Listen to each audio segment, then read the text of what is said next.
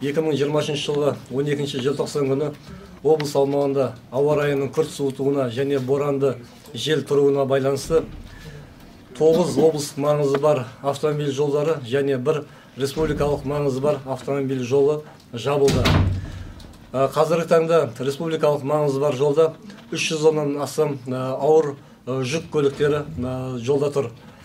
Жолда қалған 61 адам қауіпсіз жерге полиция департаментінің, төтенше жағдайлар департаментінің және жол қызметтерінің күштері мен құралдарымен қауіпсіз орындарға эвакуацияланды. Қазіргі таңда осы 9 бағытта және 1 республикалық бағыттағы жолдар әлі де жабық, боран әлі басылған жоқ. Осыған байланысты облыс тұрғындарын және қонақтарын ұзақ жолға шықпауды сұранамыз. Төтенше жағдайлар департаментінде құзырлы органдармен бірлескен түрде жедел штаб құрылып жұмыс жасауда.